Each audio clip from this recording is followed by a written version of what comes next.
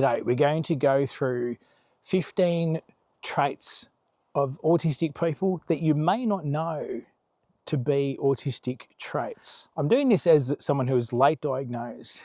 And so when you're late diagnosed, you mask very heavily, you hide your autism. And I discovered, as many of you will have discovered, that when you go through a diagnostic process or you do some online test or quiz, you don't meet the criteria and you end up moving on believing that you're neurotypical when you are not. So let's get into it. So the first one, if you watch any of my videos, you see that I'm doing it in this one, the looking away while talking. So a lot of people believe, oh, if you lack eye contact, you're autistic, and if you do maintain eye contact, that you're not.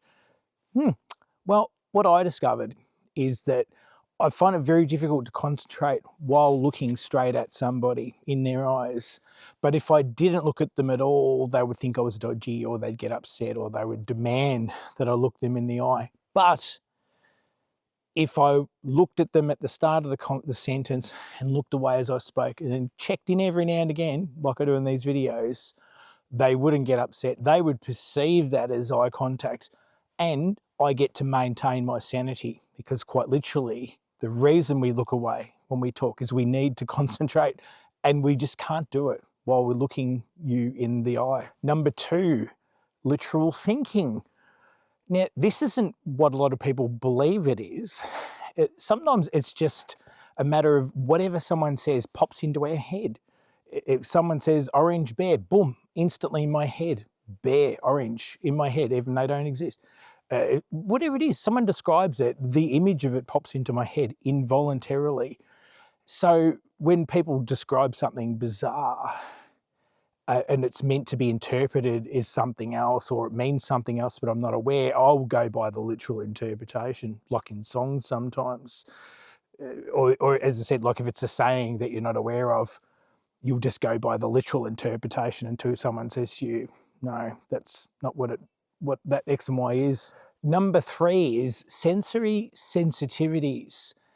And now, this is a tough one, because we as ourselves, we know how we feel about certain things. Like we might not like the taste of a certain thing or the texture of it in our mouth. We may not like the way certain clothing feels. I can't stand wool against my skin I can't wear wool socks unless there's other socks underneath them.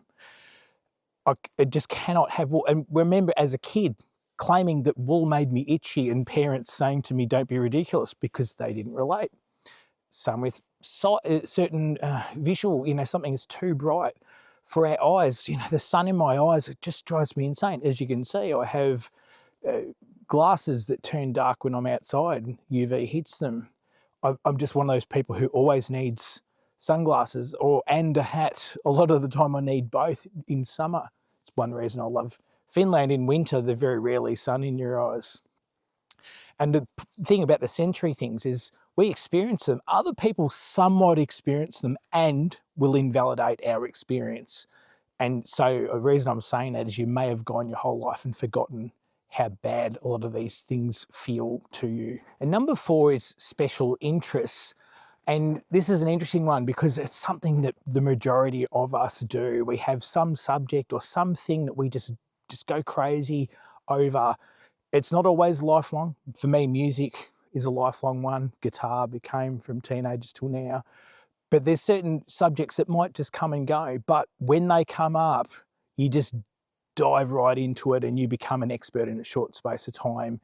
And as I said, I've had people say to me in the past, when they've witnessed that, people who know me well have said, oh my God, you become obsessed. And that's the thing about a special interest. It's not what the interest is, it's how invested in it we are. Number 5 is a good memory. And specifically, I'm talking about episodic memory of the past. I've noticed it's something that happens to me, that I will recall things from even if I don't go back to the age of 2, which I know people find hard to believe. I've seen people who are autistic say they remember learning to walk and stuff like that. But not going back that far, just go back to when I was 10 or something, and I'll report to someone, hey, do you remember this thing that happened, and they were just like, oh my God, I can't believe that you remember that.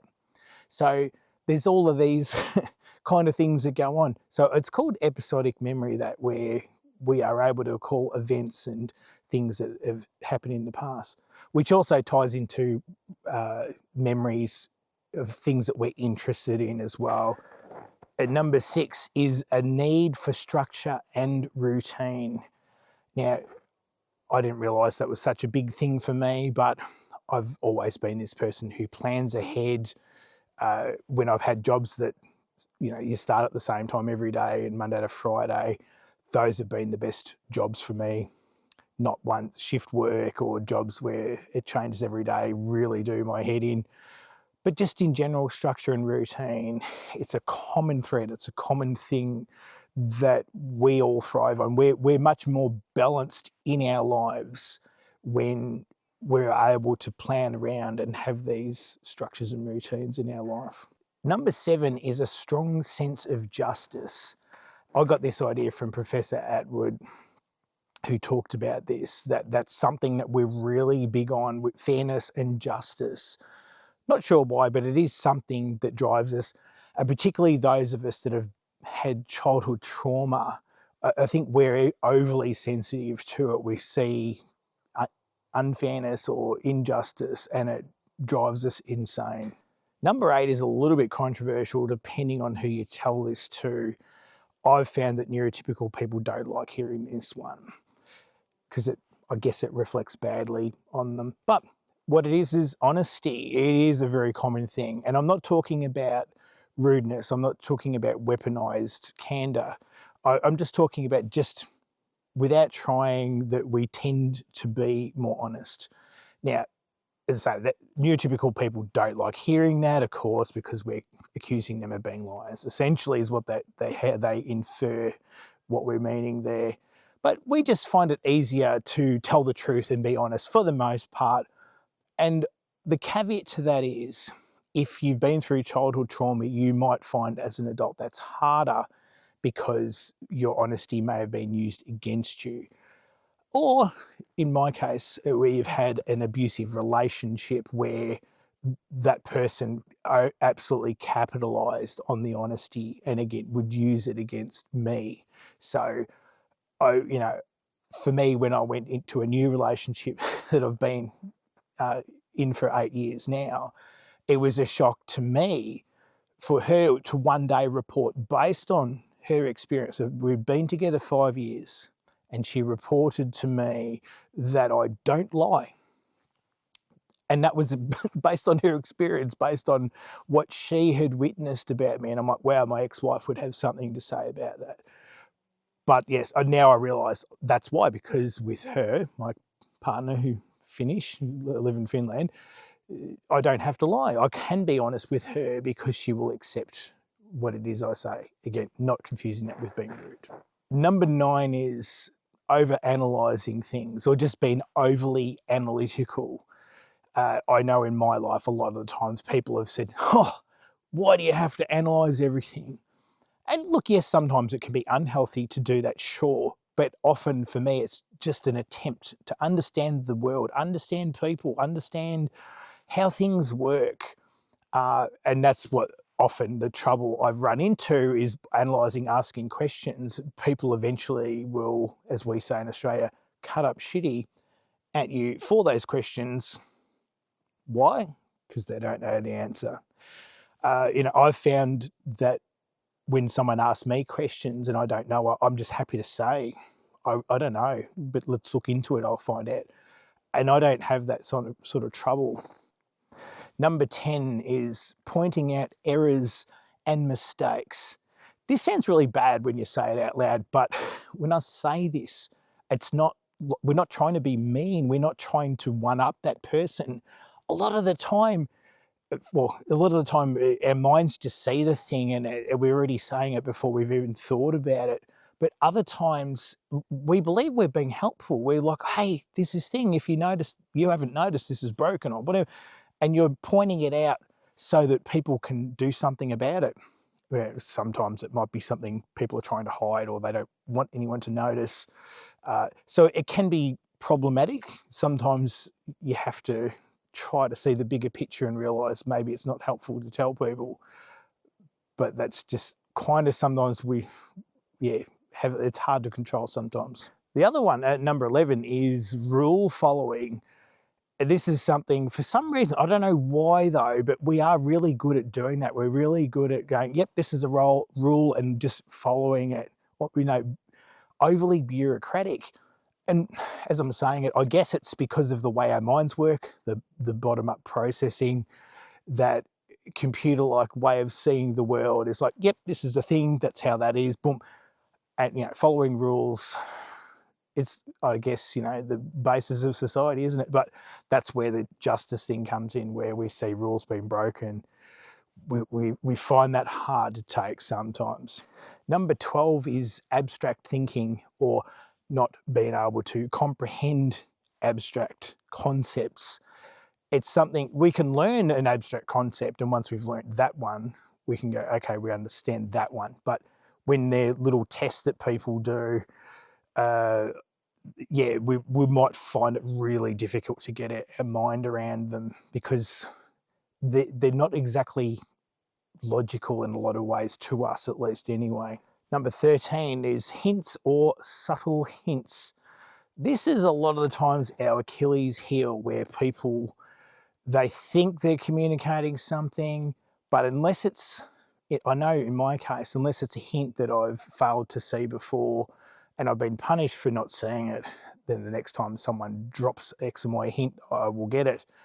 But if it's a new one, we just don't see it. And so this is, why we prefer just direct communication. We prefer it if people just say, hey, can you do this thing for me? Number 14 is out of sight, out of mind. This is also attributed to ADHD, but it is an autistic trait, believe it or not. And I find this is such a difficult thing for me. So whatever it is, that's why we pile things up. We have doom piles on our desks and places. But I've found that if you put something away or put it underneath something, it ceases to exist for me, and I will forget about it. And this, it doesn't happen with knives and forks, because I know that they're meant to be kept there. But for the most part, things, that's what happens. They just know it's dead to me, it's gone. And this is another thing that apparently happens. It doesn't as much with me, but a lot of times autistic people might do that with friends, because there's no message, there's nothing coming through, that they might forget about that person for a while. It's not us being mean, it's just a kind of a related to the out of sight, out of mind thing. And number 15 is info dumping, which is closely related to the special interest. There's that thing where you see us excitedly talking about that thing that we've just discovered, or some study, or whatever, this new interest that we've got. There's all these different reasons that can happen. But in our ideal world, talking about this, our ideal world, it's a two-way thing. It's not just us talking to someone and they're just sitting there like a deer in the headlights. Our ideal world, it's that they're contributing, they're asking questions. And then, of course, it's their turn to info dump. So that's it. 15 autistic traits that you may not find on an autism assessment. Hopefully this helps some of you out there. Some of these, I should point out as well, I forgot to say this, but some of these I got from the social media profile, a lady named Dasha, who is an autism assessor in Australia. So if you follow her on Instagram and some of these sound familiar, well, I ripped them directly off from her, just for full disclosure. So yeah, look, if you've got any questions about all of this, or if you want to talk about, your process that you've been going through, or you've got some of your traits that I didn't mention here that are not typical, or even if they are typical, whatever, I'm happy to hear about any of those. So pop them in the section down below. Have yourself a good day.